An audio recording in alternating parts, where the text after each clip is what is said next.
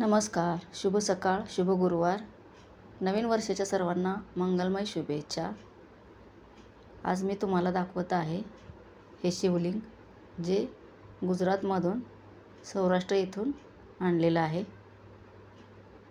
तर आता हे शिवलिंग आज गुरुवारी बरोबर आलेलं आहे, त्यामुळे त्याचा अभिषेक करून आपण त्याची यथासांग पूजा करणार आहोत.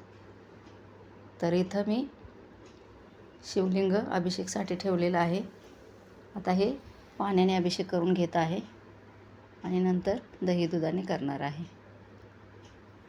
तर आता पाण्याने झालेलं आहे, आता दह्याने अभिषेक करून घेत आहे. तर हे गुजरातमधील सौराष्ट्र येथे असलेलं 12 ज्योतिर्लिंगमधलं सोमनाथ मंदिर तेथून आणलेलं हे शिवलिंग आहे. तर आता दह्याने अभिषेक केला, लगेच दुधाने अभिषेक करून घ्यायचा आहे